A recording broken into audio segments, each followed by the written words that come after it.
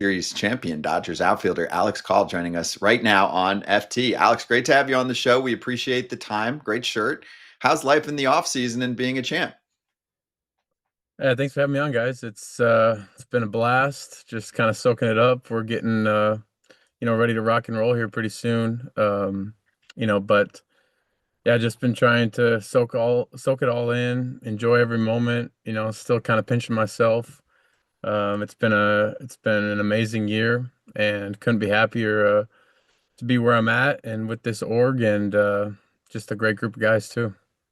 What is the off season for a guy who got traded over there and isn't one of the superstars? Nobody says, "Wow, look at this lineup! Freddie, Mookie, Alex Call, Shohei." What is the off season for you as a World Series champion? Are you called to do signings and go to dinners? And they're like, "Oh, we got Alex Call," and you're like, "Well, it's because you couldn't get Freddie Freeman. That's why you got Alex Call."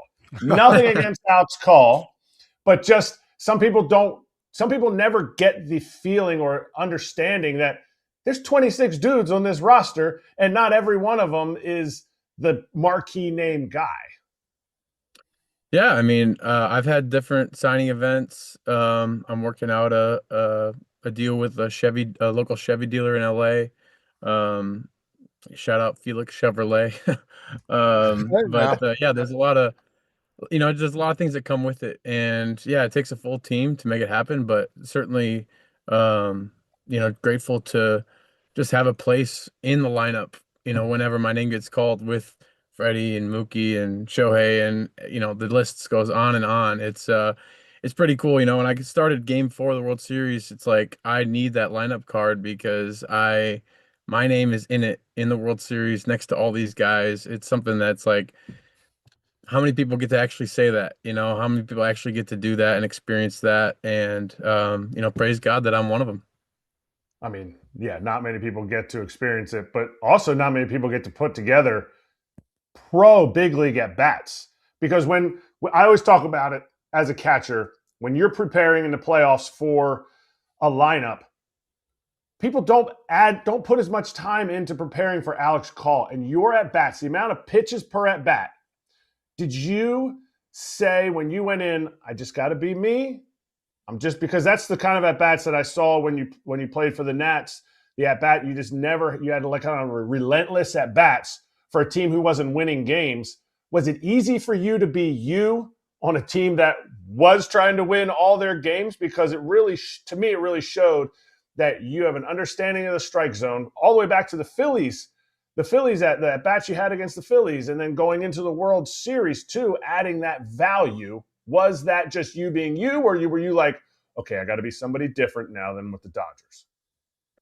Yeah, no, the message was really clear once I got here. It's like, hey, we got you because we like what you do, and so keep doing you. And that really just took the pressure off of me. Because when your name gets called and they're like, you're going to the Dodgers, I'm like, the Dodgers are the best team in baseball.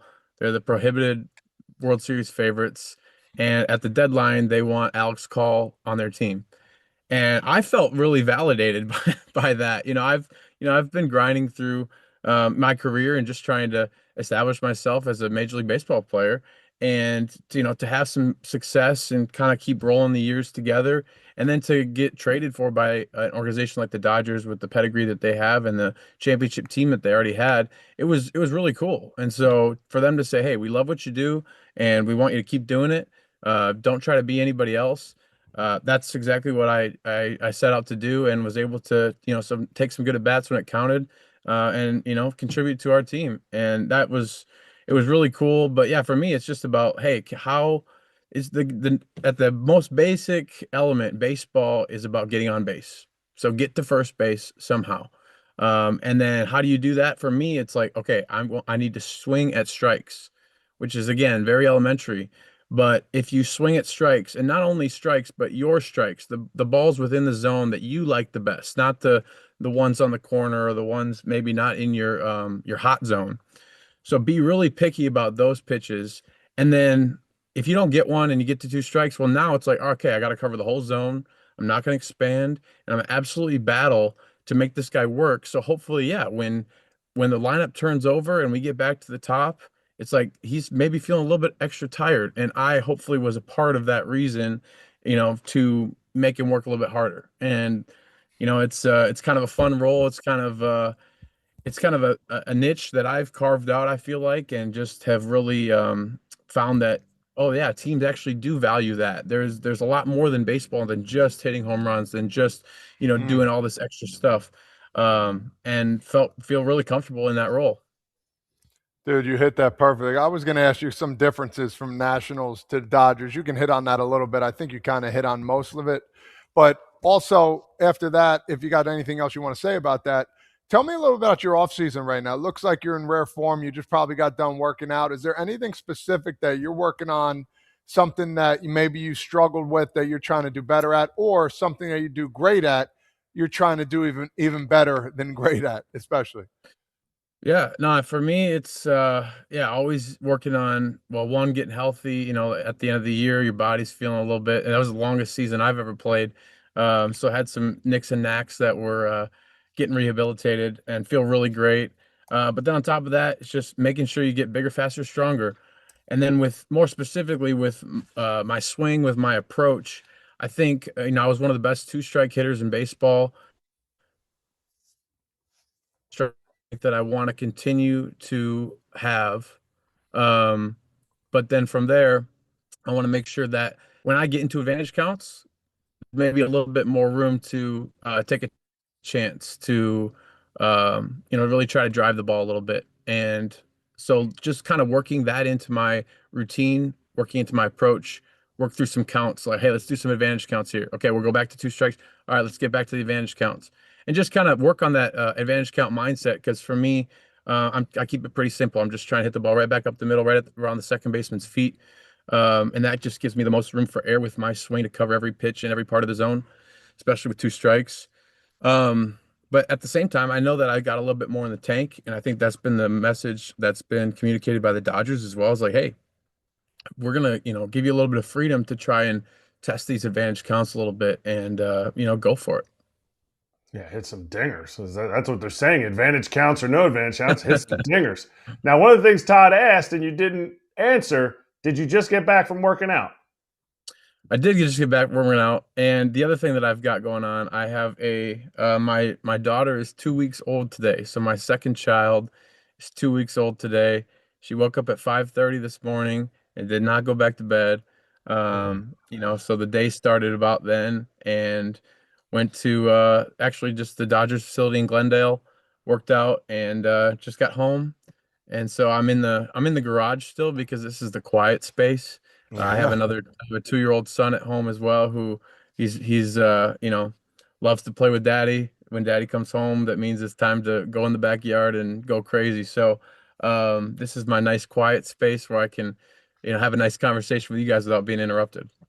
I was going to more say about you working out.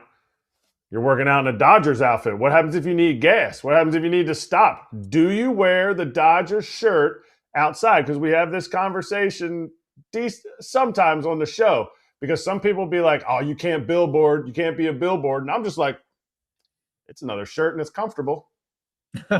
No, I don't usually wear any Dodgers gear unless I'm going to the facility. So I've been working out at the facility, so I threw on the Dodgers gear. But yeah, I've always been. And actually, I see with the Dodgers, the LA logo is so like prominent. It's like such a brand. You actually see a lot of guys wearing like the Dodgers logo, and that was kind of something that I felt like was new.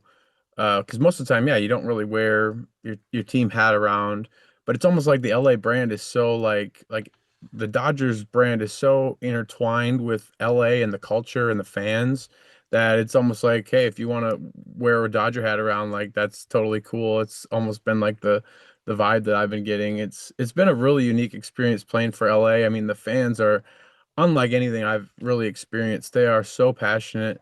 Everybody cares about baseball as basically the number one, which is really refreshing. So it's been really cool. I want to ask you a little bit about Shohei Ohtani. I don't know if you have any good stories. We saw him last night talk a little bit of English at the awards show. How is he with communications with you guys? And does he talk much in the locker room? We don't really hear much about it. Yeah, I mean, Show is great. He's so humble. He's so amazing.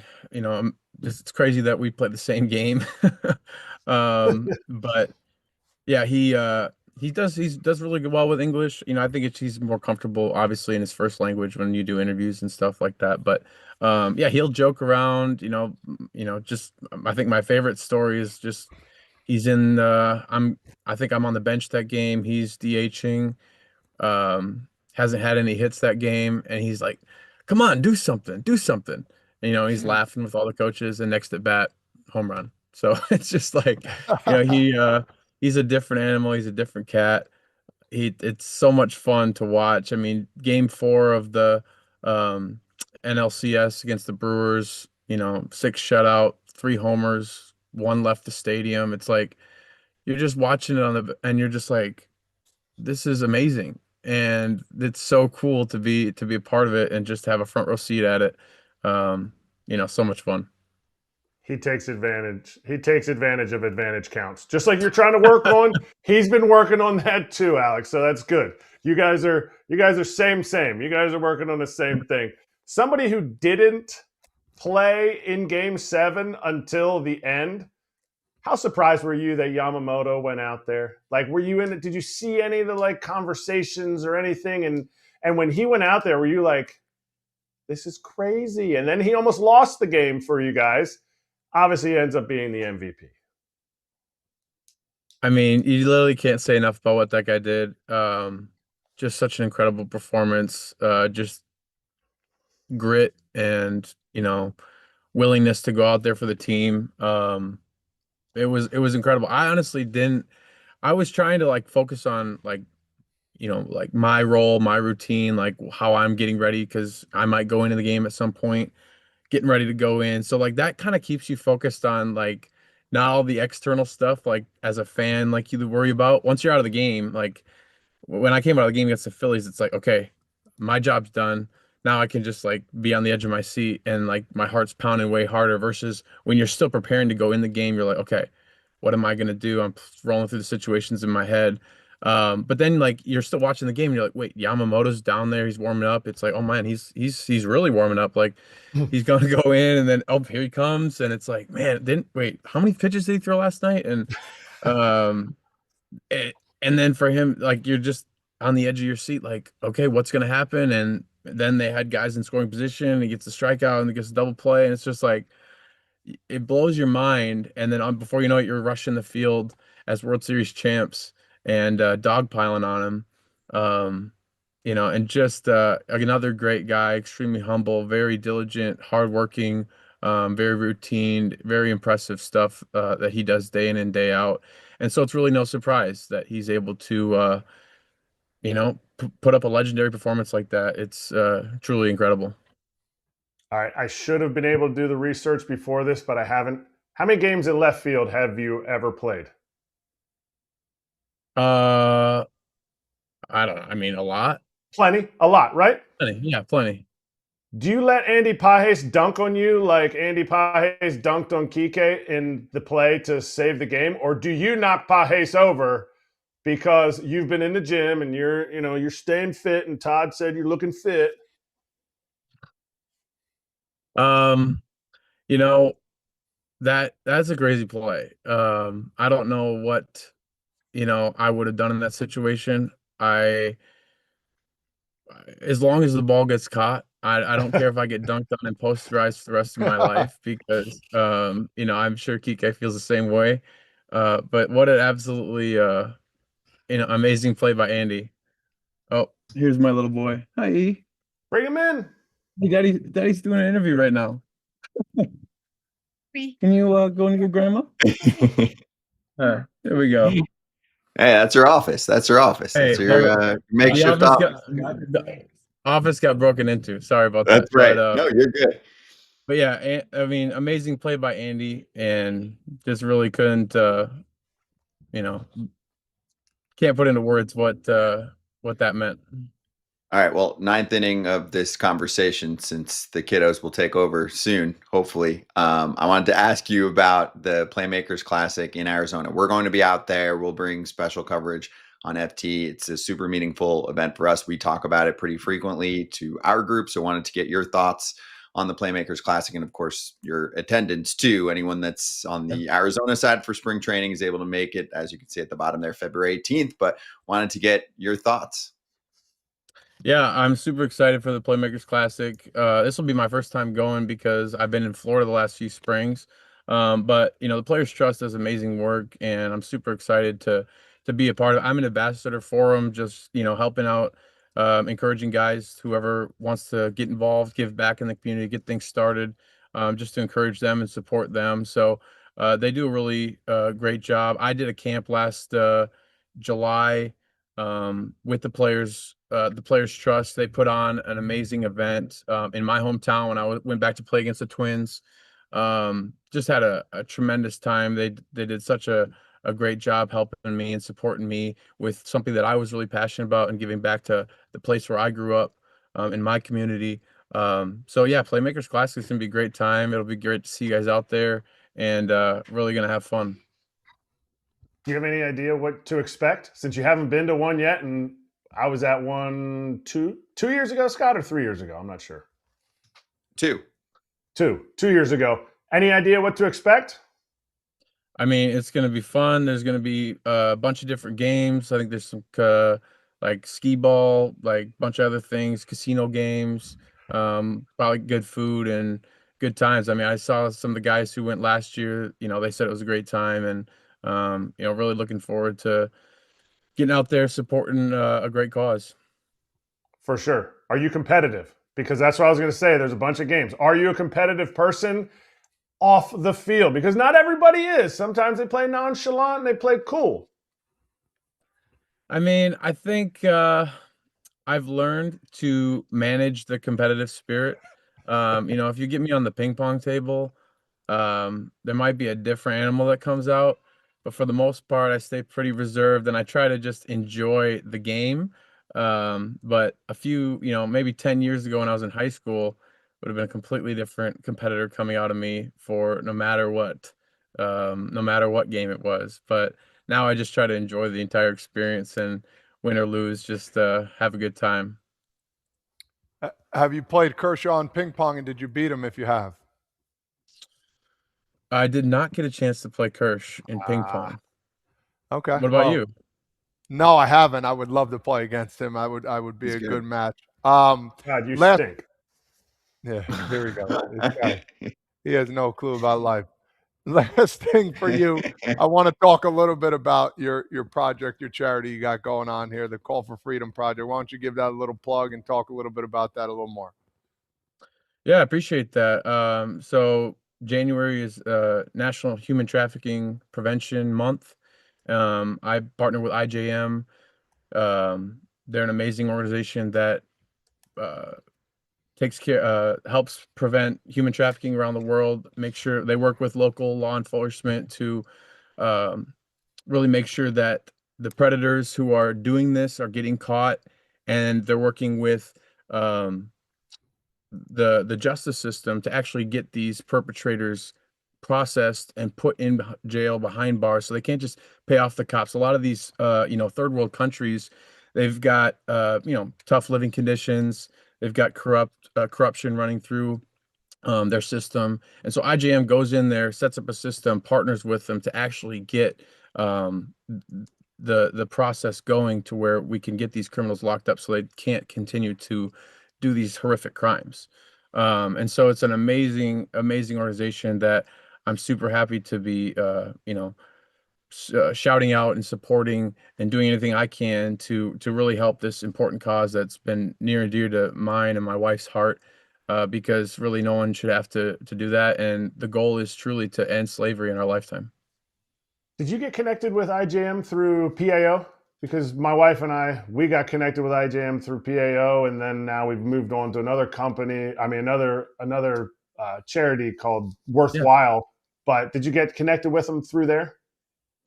Yeah, I think that's where we first learned about them. And we went to PAO back in 2016, and we've been going for the most part ever since. And so it's been a while that we've kind of knew about the work that they were doing, but really want to just get involved and kind of put the pedal to the metal any way we can. And so being able to just try to raise awareness and use my voice and my platform to speak up for those who might not have one. And so getting this work done is really important. That's awesome. And that's professional athletes outreach for PAO. Kratz likes to use acronyms all day, and then I have to be the one that actually explains of course. what they are. That's part of my Yeah, job. My wife and I were on the board for a few years there, so I forgot. Nice. I used it as like it's just an acronym, and then I didn't explain it. Sorry, people. I got you.